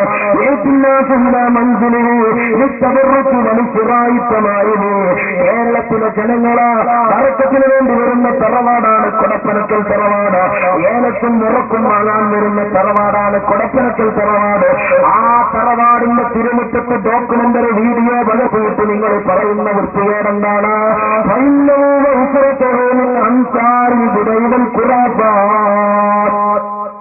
പാണക്കാട്ടെ തങ്ങളും മാത്രമല്ല, പൂക്കോയ തങ്ങള് മാത്രമല്ല, അവർ മൗത്തിൽ നിന്ന് കടന്നുവന്ന് ഇവിടെ ആത്മീയ അത്താണിയായി നിലനിന്ന ആ തറവാട്ടിലൂടെ കൊഴിഞ്ഞുപോയ സകല തങ്ങന്മാരുടെയും തറവാട് കുഫറിന്റെ തറവാടാണെന്ന് മൂന്ന് മുസ്ലിം ലോകത്ത് പരിചയപ്പെടുത്തിയ ധിക്കാരികളെ, നിങ്ങൾ എങ്ങനെയാണ് മുസ്ലിം സമുദായം വിലയിരുത്തേണ്ടത്?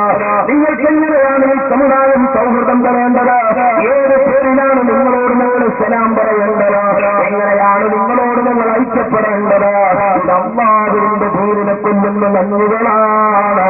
അല്ലാഹുവിന്റെ മതത്തിലേക്ക് ശിർക്കിനെ കൂട്ടിക്കുഴച്ച് തൗഹീദിന്റെയും ശിർക്കിന്റെയും അന്തരം കുറക്കാൻ, തൗഹീദും ശിർക്കുമെന്നാണെന്ന് വരുത്തി തീർക്കാൻ, ആ ശിർക്കിനെ ലളിതവൽക്കരിക്കുക എന്ന അജണ്ടയുടെ ഭാഗമായി മുസ്ലിം സമുദായത്തിൽ ശിർക്കുണ്ടെന്ന് വരുത്തി തീർക്കുന്ന കപട പദ്ധതിയാണ്.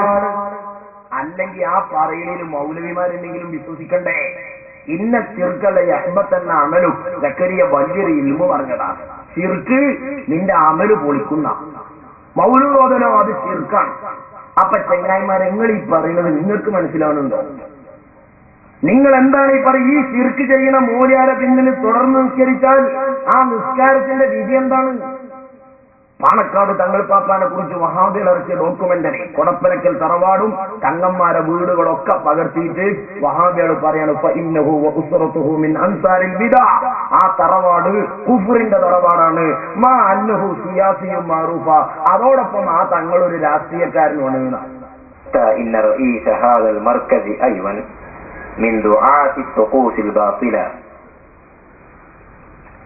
പാണക്കാട്ട വീടുകളാണ്. അവിടെ വരുന്ന ആളുകളെയും വാഹനങ്ങളെയൊക്കെ ഡോക്യുമെന്ററിയിൽ പകർത്തി ഇനി തങ്ങൾക്കാപ്പ് ഉറക്കിങ്ങനെ കൊടുക്കുന്നത് കാണാം.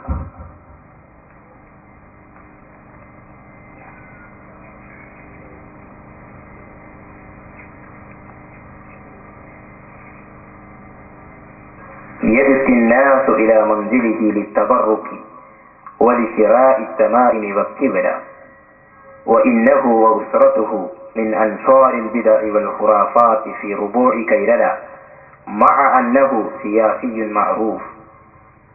فإنه وأسرته من أنصار البدع والخرافات مع أنه سياسي معروف. സഹോദരന്മാരെ, നിങ്ങൾ ആലോചിച്ച് നോക്ക്. എന്നിട്ട് വഹാബി മൗലവിമാർ ഇവിടെ പറയുന്നത് എന്താ? ശിർക്ക് വലിയ ഗൗരവമാണ് പറഞ്ഞിട്ട് ആ ശിർക്ക് മുസ്ലിങ്ങളിലുണ്ട് എന്നാ. എന്നിട്ട് വേണം മൗലവിമാർക്ക് ബാലേട്ടനെ മാപ്പിളയാക്കാനേ. ജമാഅത്തെ ഇസ്ലാം ഇതിന് ചെയ്ത വേറൊരു കുറുക്കു വഴി എന്താ? ഒരു പിന്നെ ഭയം പറയാനൊന്നും വല്ലാന്ന് വെച്ചില്ല. കുന്നുലിങ്ങാനും കുഞ്ഞാത്തുലുമുലാർമാരി കണ്ടതാണ് ചെയ്യല. അപ്പൊ ജമാഅത്തേർ ചെയ്തൊരു പണി, കൂരിയാട് വെച്ച് പണ്ട് സമ്മേളനം നടന്നപ്പോൾ ഒരു 10-30 കുട്ടികളെ കെട്ടിച്ചു. ആ കുട്ടികളെ കെട്ടിയ പുതിയാപ്പിളാരെ കൂട്ടത്തിൽ ഒരു പുതിയാപ്പിള ഗോപാലകൃഷ്ണൻ. ആരാ ഗോപാലകൃഷ്ണൻ? അയാളെ മതം ഒഴിവാക്കിയിട്ടുണ്ട്, ദീൻ ഒഴിവാക്കിയിട്ടുണ്ട്, എല്ലാം ഒഴിവാക്കിയിട്ടുണ്ട്, പേര് മാത്രം ഒഴിവാക്കിയിട്ടില്ല. അള്ളാന്റെ ദീനോട് അയാൾക്കുള്ള മഹബത്തൊക്കെ നിങ്ങൾ. എന്നിട്ട് ഗോപാലകൃഷ്ണൻ മൗലവിക്ക് പെണ്ണെട്ടിച്ചു കൊടുത്തു എന്ന് മാത്രമല്ല, 2 വെള്ളിയാഴ്ച കഴിഞ്ഞ് 3-ാമത്തെ വെള്ളിയാഴ്ച ഗോപാലകൃഷ്ണൻ മൗലവിയുടെ പേര് ജുമാ ഖുതുബ.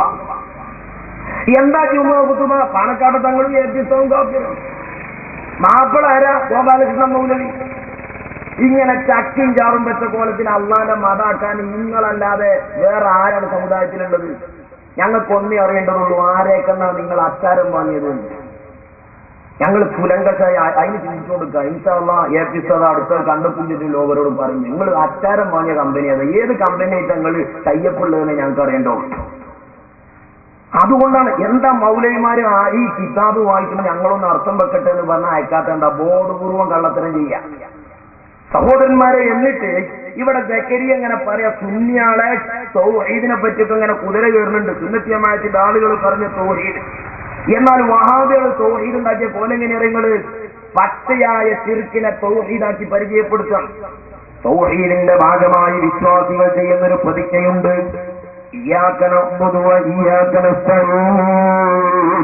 അല്ലാഹുവേ, നിനക്ക് മാത്രം ഞങ്ങൾ ആരാധന ചെയ്യുകയാണ്, നിന്നോട് മാത്രം ഞങ്ങൾ സഹായം തേടുകയാണ്.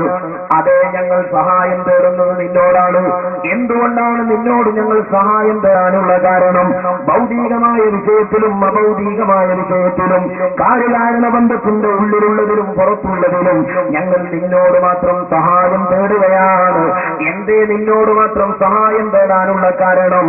ഞങ്ങളെ സഹായിക്കാൻ ഞങ്ങളെ ഭൗതിക വിഷയത്തിലും അഭൗതിക വിഷയത്തിലും മറ്റൊരാൾക്ക് കഴിവില്ല. അന്നിൽ ഖുവ്വത്തലില്ലാഹി ജമീഅ, എല്ലാ കഴിവുകളും നിന്നിൽ അർപ്പിതമാണ്. ഞങ്ങളെ ഭൗതികമായി സഹായിക്കാനും പാരത്രികമായി സഹായിക്കാനും മറ്റൊരാൾക്ക് കഴിയില്ല. അതുകൊണ്ടാണ് നിന്നോട് മാത്രം ഞങ്ങൾ സഹായം തേടുന്നത്. പക്ഷേ ഞങ്ങളെ സഹായത്തിന്റെ ഫലമായി നീ ഞങ്ങൾക്ക് നൽകുന്ന സഹായം, ആ സഹായത്തിന് നീ ഞങ്ങൾക്ക് വെച്ചു തന്ന കാരണങ്ങളുണ്ട്. ആ കാരണങ്ങളാണ് ഡോക്ടറുടെ മെഡിസിന്, ആ കാരണങ്ങളാണ് ഔലിയാക്കളുടെ കറാമത്ത്, ആ കാരണങ്ങളാണ് എഞ്ചിനീയറുടെ എഞ്ചിനീയറിംഗ്, ആ കാരണമാണ് അമ്പിയാക്കളുടെ മോചിതത്ത്. ഇതൊക്കെയും അള്ള വെച്ച കാരണങ്ങളാണ്. ആ കാരണങ്ങളോട് ഞങ്ങൾ ബന്ധപ്പെടുമ്പോഴും ആ കാരണങ്ങൾ മുഖേന ഞങ്ങളെ കാര്യം നടത്തണേ എന്ന് ഞങ്ങൾ പ്രാർത്ഥിക്കുന്നത് നിന്നോട് തന്നെയാണ് അല്ലാഹ്. അതുകൊണ്ട് ആ കാരണങ്ങളിലൂടെ ഞങ്ങൾ തേടുന്നത് നിന്റെ സഹായമായതുകൊണ്ട് ഭൗതിക അഭൗതിക സഹായതേട്ടം മുഴുവനും നിന്നോട് തന്നെ. വഹാബികൾ എന്ത് ചെയ്തു?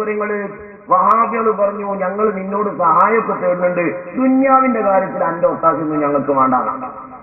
വഹാബി അർത്ഥം തിരിച്ച് വയ്യാക്കലത്തെയും ദുന്യാവിന്റെ കാര്യത്തിൽ ഞങ്ങൾ നിന്നോട് പ്രാർത്ഥിക്കാനും ദ്വാരക്കാനൊന്നും വരില്ല.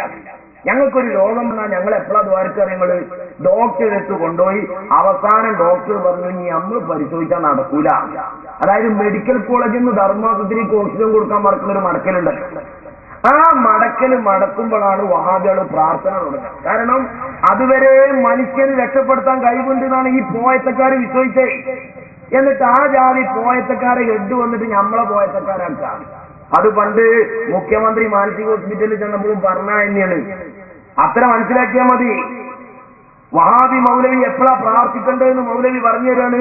നമ്മൾ ഡോക്ടർക്ക് കൊണ്ടുപോയി ഡോക്ടർ പരിശോധിച്ച് അവസാനം ഡോക്ടർ പറഞ്ഞു എന്ത്, ഇനി നിങ്ങൾ ദൈവത്തോട് പ്രാർത്ഥിക്കുകയാണ്.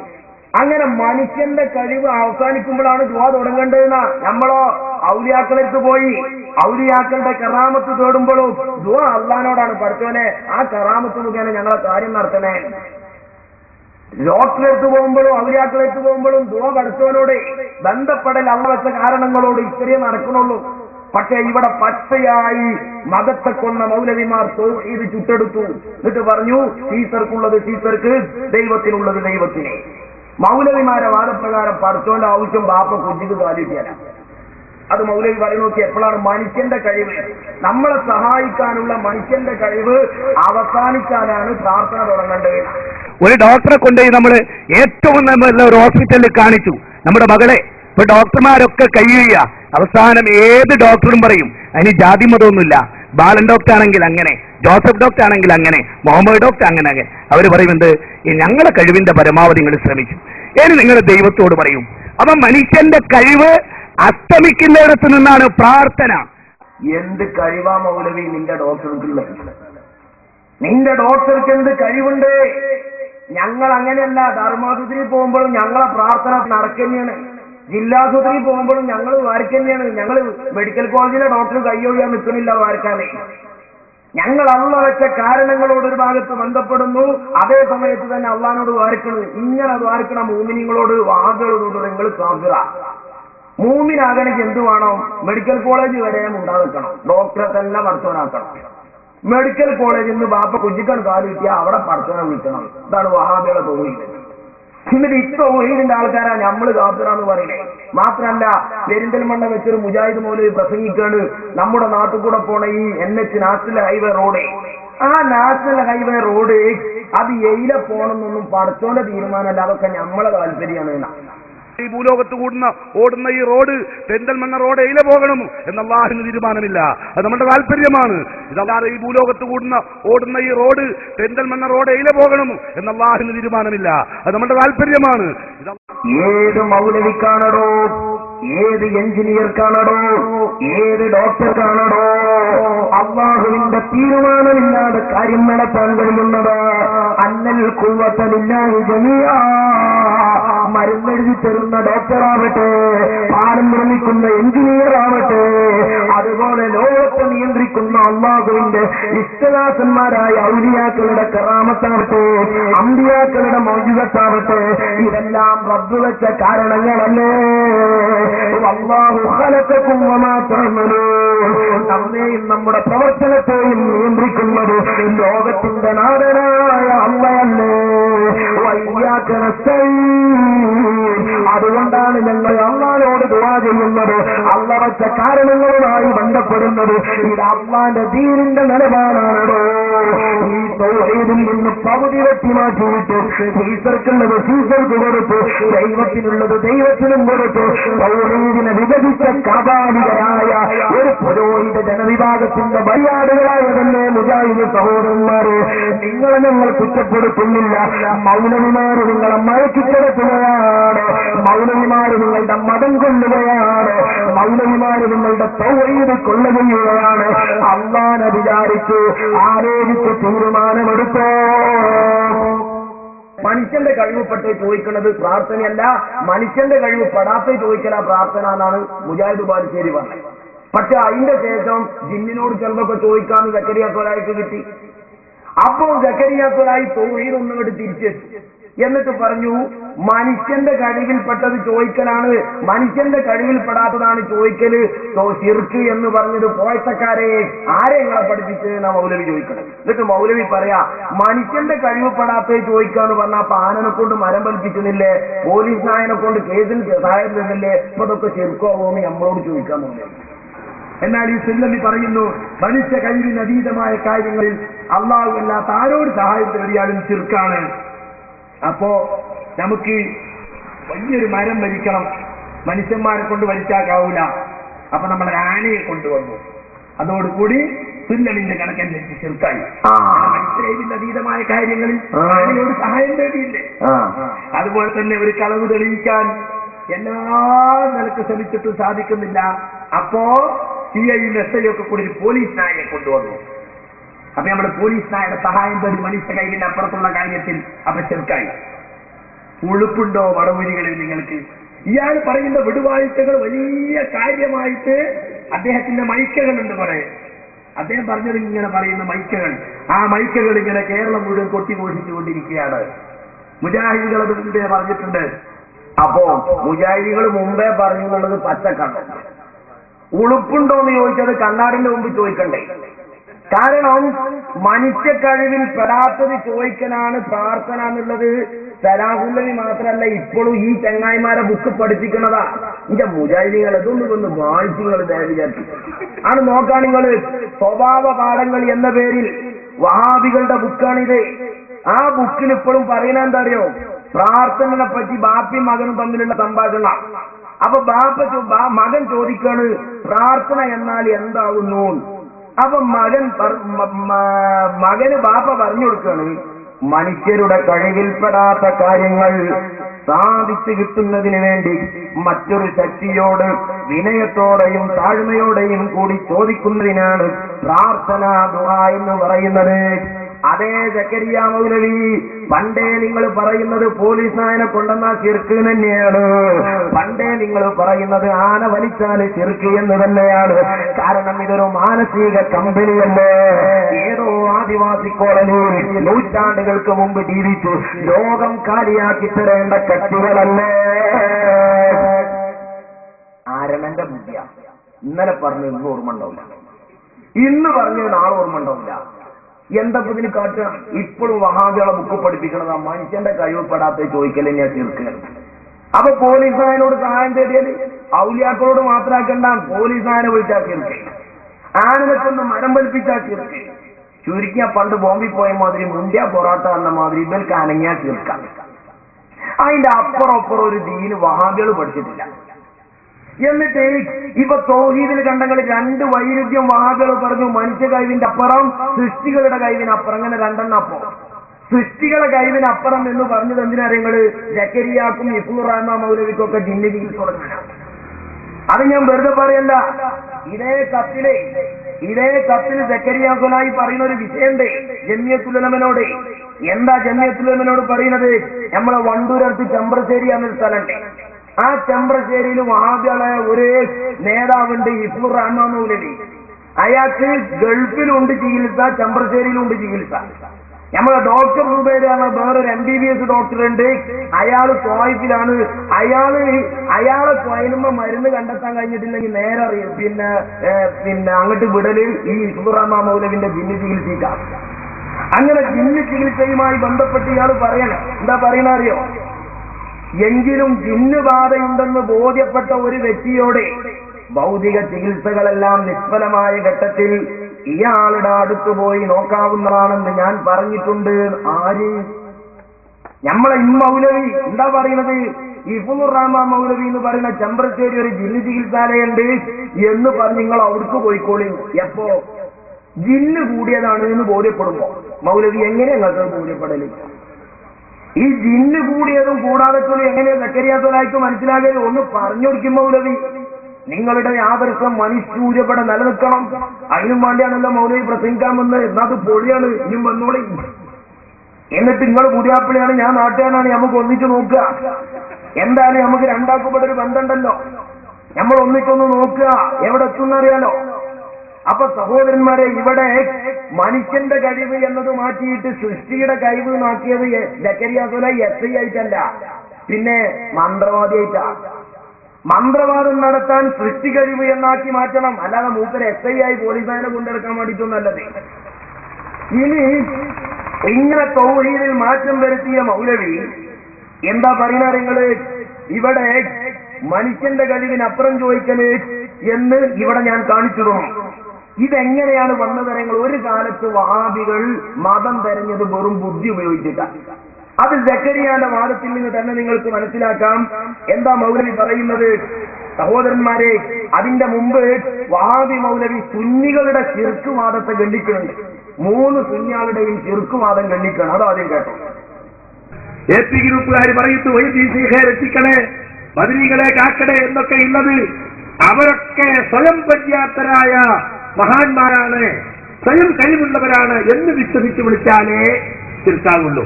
മൊയ്തീൻ ശേഖന് സ്വയം കഴിവുണ്ടെന്ന് ഞങ്ങൾ വിചാരിക്കണില്ല. ബദരീകൾക്ക് അള്ളാഹു കൊടുക്കാത്ത കഴിവുണ്ട് ഞങ്ങൾ വിചാരിക്കണില്ല. ഇവർക്കൊക്കെ അള്ളാഹു കൊടുത്ത കഴിവുകൊണ്ടാണ് അവർ സഹായിക്കുന്നത് എന്നാണ് ഞങ്ങളുടെ വിശ്വാസം. അതുകൊണ്ട് ഞങ്ങൾ ചെയ്യുന്നത് ശിർക്കല്ല. EK ഗ്രൂപ്പുകാർ പറയുന്നു പരമമായ അനുഗ്രഹദാതാവ് എന്ന് വിശ്വസിച്ചുകൊണ്ട് വിളിച്ചു നേടിയാലേ ശിർക്കാവുള്ളൂ. മൊയ്തീൻ ശേഖോ ബദരീങ്ങളോ പരമമായ അനുഗ്രഹത്തിന്റെ ദാതാക്കളാണെന്ന് ഞങ്ങൾ വിശ്വസിക്കുന്നില്ല. അതുകൊണ്ട് ഞങ്ങൾ ചെയ്യുന്നത് ശിർക്കല്ല. ആനസുന്നി എന്ന് പറയുന്ന വേറൊരു സുന്നിയുണ്ട്, സംസ്ഥാന സുന്നി. അവർ പറയുന്നു റബ്ബാണെന്ന് വിശ്വസിച്ചുകൊണ്ട് വിളിച്ച് പ്രാർത്ഥിച്ചാലേ ശിർക്കുള്ളൂ. പണ്ടേ സമസ്ത പറയുന്നത് എന്താണ്? ഇലാഹാണെന്ന് വിശ്വസിച്ചുകൊണ്ട് പ്രാർത്ഥിച്ചാലേ ശിർക്കാവുള്ളൂ. നമ്മൾ പറഞ്ഞു സമദിയത്തെന്ന് പറയുന്ന വാദം ഉന്നയിക്കുന്ന APക്കാരോടും അതുപോലെ തന്നെ അനുഗ്രഹദാതാവാണെന്ന്, പരമമായ അനുഗ്രഹത്തിന്റെ ദാതാവാണെന്ന് വിശ്വസിച്ചാലേ ശിർക്കാവൂ എന്ന് പറയുന്ന EKക്കാരോടും റബ്ബാണെന്ന് വിശ്വസിച്ചാലേ ശിർക്കാവൂ എന്ന് പറയുന്ന ആനക്കാരോട് നമ്മൾ ചോദിക്കേണ്ടത്, അബൂജാൽ ഇങ്ങനെ വല്ലതും വിശ്വസിച്ചിരുന്നോ? അബൂജാൽ വിളിച്ചു പ്രാർത്ഥിച്ചിരുന്ന ഇബ്രാഹിം നബി, ഇസ്മായിൽ നബിയൊക്കെ റബ്ബാണെന്നോ സമതാണെന്നോ പരമാനുഗ്രഹദാതാവാണെന്നോ വിശ്വസിച്ചിരുന്നോ? അപ്പോ ഇയാളിപ്പോ സമസ്തക്കാരുടെ ഇടയിൽ ഇപ്പോ എന്ത് വൈരുദ്ധ്യം ഈ വിഷയത്തിലുണ്ട്? വഹാബികളുടെ ഇടയിലുള്ള വൈരുദ്ധ്യം ഞാൻ പറഞ്ഞത്, ഒരു കാലത്ത് മനുഷ്യന്റെ കഴിവ് പ്രാർത്ഥന ചോദിച്ചാൽ ശിർക്കാണ്. ഇപ്പോഴും നിങ്ങളത് പുസ്തകത്തിൽ പഠിപ്പിക്കണം. എന്നാൽ അതേ വഹാബികൾ ഇപ്പോൾ തൗഹീദ് എന്നത് മനുഷ്യന്റെ കഴിവുപ്പെടാത്ത അല്ല, സൃഷ്ടികളുടെ കഴിവുപ്പെടാത്ത ചോദിച്ചതാണ് തിരുത്തി. എന്നാൽ ഞങ്ങൾ ഈ 3 സമസ്തക്കാർ പറഞ്ഞതും ചക്കി ബിലാക്കായും തമ്മിലെ വ്യത്യാസമുണ്ട്. ഇത് 3ഉം ഒന്നാണ് മൗലവി. അത് 3ഉം ഒന്നാണ് എന്നറിയണമെങ്കിൽ ശരാശരി ആവറേജ് ബുദ്ധിമതി. മാത്രമല്ല ഇത് പണ്ട് കാലത്ത് നിങ്ങൾ പറഞ്ഞ അതേ വിഷയവുമാണ്. കേട്ടോ മൗലവി, 1988 ജനുവരിയിൽ നിങ്ങളുടെ ആൽമനാറിൽ പറയുകയാണ്, അപ്പോൾ അങ്ങേയറ്റത്തെ അനുസരണവും താഴ്മയും അടിമത്വവും ഒക്കെ തന്നെയും ഇബാദത്തും തൗഹീദിനും വിരുദ്ധമായി തീരണമെങ്കിൽ, അതായത് അങ്ങേയറ്റത്തെ വിനയം, അങ്ങേയറ്റത്തെ താഴ്മ എന്നത് തൗഹീദിനെതിരാകൽ എപ്പോഴാണ്? ദിവ്യത്വ സങ്കല്പവും തദനുസാരണമുള്ള വിശ്വാസവും കൂടി ഉണ്ടായിരിക്കണമെന്ന് വരുന്നു. അപ്പൊ ഇലാഹിനെ ആക്കല് എന്നതല്ല, വിശ്വാസമുണ്ടാകലാണ്. അതെന്നെ ദിവ്യത്വമുണ്ടെന്ന് സങ്കല്പിക്കലാണ്. അഥവാ ദൈവമാണെന്നോ ദൈവപുത്രമാണെന്നോ ദൈവികതയുടെ അംശമുണ്ടെന്നോ എന്ന് വിശ്വസിക്കുകയും അതിനനുസരിച്ച് പ്രവർത്തിക്കുകയും ചെയ്യുമ്പോഴാണ് ശിർക്ക് വരുന്നത് എന്ന് ഈ 3 സമസ്തക്കാരും പറഞ്ഞതിന് സമാനമായ ശിർക്ക് വിശദീകരണം നിങ്ങളുടെ അൽമനാറിൽ തന്നെ പറഞ്ഞതാണ്. ഞങ്ങളുടെ മതം എല്ലാ കാലത്തും ഒന്നാണ്, അതുകൊണ്ട് ഞങ്ങളിതിൽ മാറ്റിയിട്ടില്ല. എന്നാൽ മുജാഹിദ് മൗലവിമാർ ഇങ്ങനെ മാറ്റുന്നു, വിശ്വാസം മാറ്റുന്നു, പടച്ചോനെ മാറ്റുന്നു, എല്ലാം മാറ്റാൻ കാരണം എന്താ? വഹാബികളെ തെളിവ് ബുദ്ധിയാണ്. അത് സക്കരിയ തുലായി എന്ന് പറയുന്നത്. സക്കരിയ തുലായി പറയുന്നത് ബുദ്ധി നോക്കാതെ കാര്യങ്ങൾ തീരുമാനിക്കാൻ പാടില്ല. ഭൗതികമായ ഏത് കാര്യങ്ങളും കൈകാര്യം ചെയ്യുമ്പോൾ ബുദ്ധിയും ചിന്തയും ഒക്കെ ഉപയോഗിച്ച് അളന്ന് തൂക്കി തികച്ചും യുക്തിസഹമാണെന്ന് ബോധ്യപ്പെട്ടാൽ മാത്രമേ ചെയ്യുള്ളൂ. പക്ഷെ മതത്തിന്റെ കാര്യം വരുമ്പോൾ ബുദ്ധിയും ചിന്തയൊക്കെ ഒരു ഭാഗത്ത് മാറ്റി വെച്ചിട്ട് കണ്ടതും കേട്ടതും ഒക്കെ വിശ്വസിക്കുകയും അനുഷ്ഠിക്കുകയും ചെയ്യുന്ന ഒരു പതനമാണ് ഇന്ന് മുസ്ലിം സമുദായത്തിൽ കാണുന്നത്. ഖുർആനും ഹദീസും മുന്നോട്ട് വെക്കുന്ന ആദർശം യഥാർത്ഥത്തിൽ മനുഷ്യന്റെ ചിന്തക്കും ബുദ്ധിക്കും പ്രാധാന്യം നൽകുന്ന ആദർശമാണ്.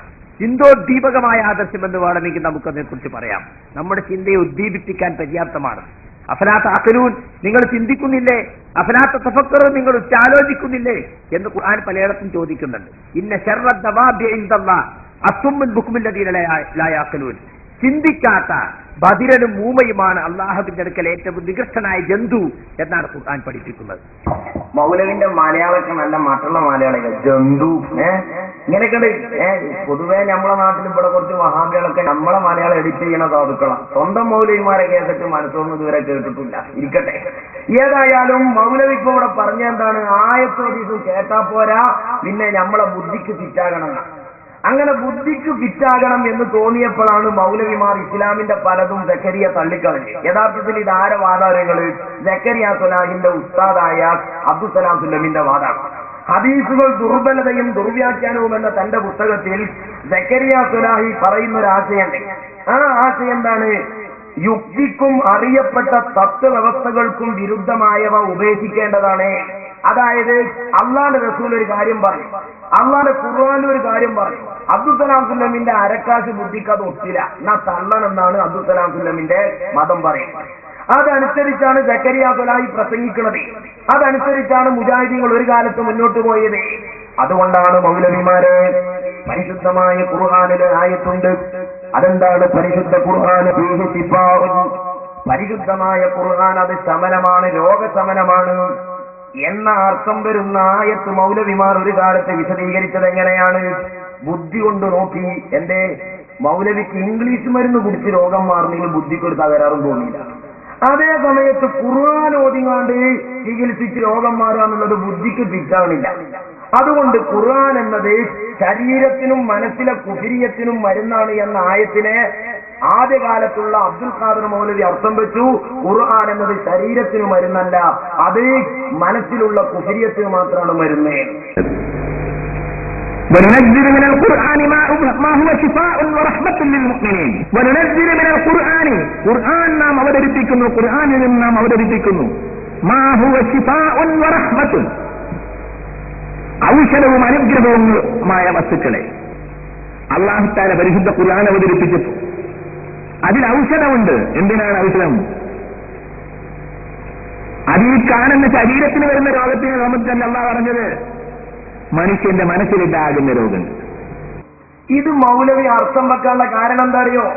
ഖുർആനോദി വിഷം മാറ്റിയ അധ്യായങ്ങളും രേഖകളും ഇമാം ബുഖാരി അടക്കമുള്ളവർ ഉദ്ധരിക്കാത്തത് കൊണ്ടല്ല, ഹദീസ് സ്വഹീഹായി വരാത്തത് കൊണ്ടുമല്ല. പിന്നെയോ അങ്ങനെയൊക്കെ സംഭവം ഉണ്ടെങ്കിലും ഇംഗ്ലീഷ് മരുന്ന് കുടിച്ച് മാറുന്ന സുഖം ഇങ്ങനെ ആയത്തോടി മാറാന്ന് വിശ്വസിക്കണില്ല.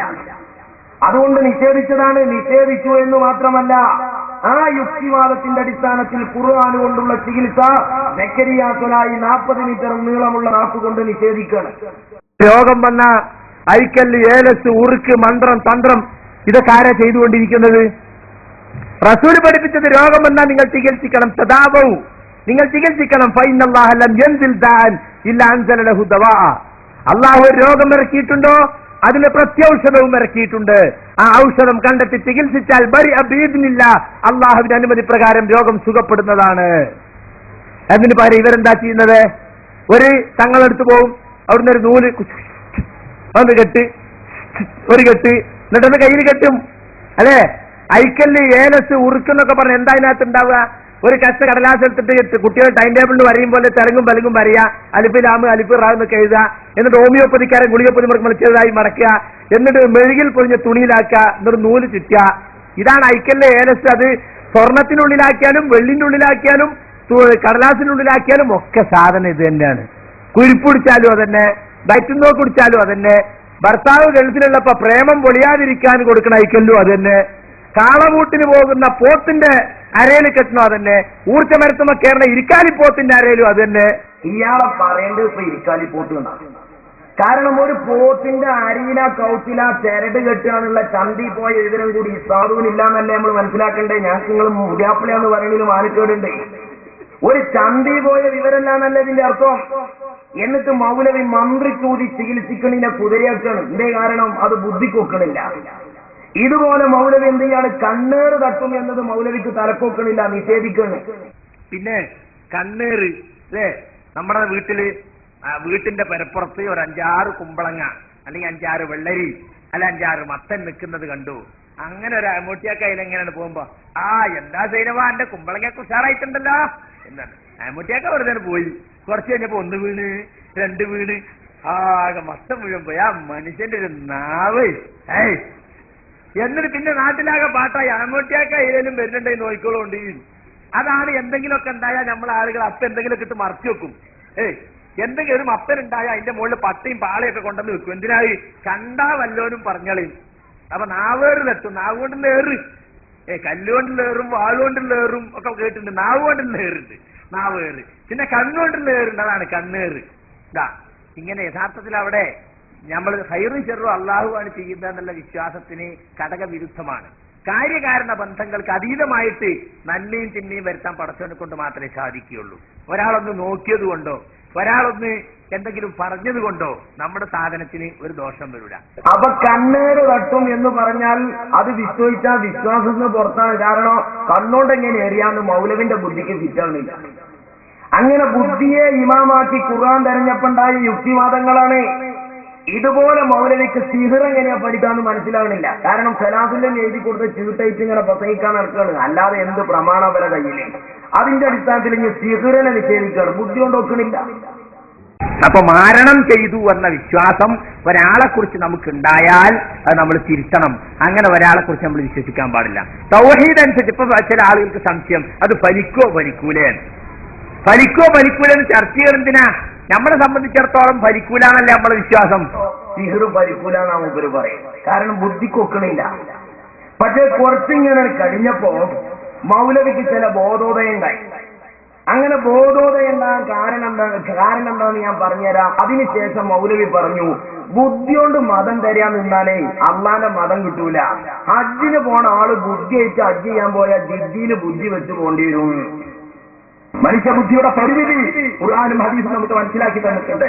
നമ്മുടെ പഞ്ചേന്ദ്രിയങ്ങൾക്ക് പരിമിതി ഉള്ളതുപോലെ നമ്മുടെ ബുദ്ധിക്കും പരിമിതിയുണ്ട്. ഒരു കാര്യം നന്മയാണോ തിന്മയാണോ എന്ന് തീരുമാനിക്കാൻ മനുഷ്യബുദ്ധിക്ക് അല്ലാഹു വിട്ടു തന്നിട്ടില്ല. ഒരു കാര്യം നന്മയാണെന്നോ തിന്മയാണെന്നോ തീരുമാനിക്കാൻ മനുഷ്യബുദ്ധിക്ക് പ്രാപ്തിയില്ല. സുഹൃത്തുക്കളെ, ഒരാൾ ബുദ്ധിക്കനുസരിച്ച് നോക്കാൻ ഈ പരിശുദ്ധ ഖുർആനിക്ക് ഒരു ബുദ്ധിക്കെതിരായിട്ട് പറയാൻ കാരണമാവില്ല. ഒരുപാട് മുൻകെട്ടുകൾ അത് ബുദ്ധി കൊണ്ട് സ്ഥാപിക്കാൻ കഴിയും. നമുക്ക് വേണ്ട ഈമാൻ കാര്യങ്ങൾ നിങ്ങൾ നോക്കി അതൊക്കെ പരീക്ഷശാലി തെളിയിച്ചാലേ ഞാൻ വിശ്വസിക്കുന്നു പറഞ്ഞാൽ അതന്നെയല്ല യുക്തിവാദം എന്ന് പറയുന്നത്. ഓക്കെ, ഒന്നും നമ്മുടെ ബുദ്ധിക്കനുസരിച്ചല്ല. അപ്പൊ അവിടെ ബുദ്ധിക്കൊരു സ്ഥാനമില്ല. ഹജ്ജിന് പോകണം, ബുദ്ധി വിദ്യയിൽ വെച്ച് കൊണ്ടിരും. മൗലവി അന്നൊക്കെ ഹജ്ജിന് പോയത് എവിടെയാ വെച്ചുകൊണ്ട് പോയത്? മുമ്പ് മൗലവി ഹജ്ജിന് പോയെന്ന ഏത് പട്ടിയിലാ ബുദ്ധി വെച്ചില്ലേ മൗലവി? മറുപടി ഒന്ന് പറയുകളെ. ഇതുണ്ടാകാൻ കാരണം അപ്പൊ എന്താ സംഭവം എന്നാ, നിങ്ങൾ അബ്ദുസലാം സുല്ലമി ഇങ്ങനെ ചീട്ട് കൊടുക്കും. അത് വന്ന് ഇങ്ങനെ കോഴിക്കുഞ്ഞിന് കൽക്കുഞ്ഞിനെ കിട്ടിയ മാതിരി ആ ചീട്ടയിട്ട് ഇങ്ങനെ പോകല. അല്ലെങ്കിൽ തത്ത ചീട്ടെടുക്കണ മാതിരി മാസം യോഗം കൂടി സുല്ലമി പറഞ്ഞിരുന്ന യുക്തിവാദം ഇങ്ങനെ കൊണ്ടിടക്കല. അപ്പൊ മൗലവി ഇപ്പൊ പറയണു, ഈ സുല്ലമി ഞങ്ങളെ പറഞ്ഞു പറ്റിച്ചത് അള്ള പൊറുത്തേറ്റേ. ആർക്ക്? മൗലവിക്ക്. البدر علينا طلع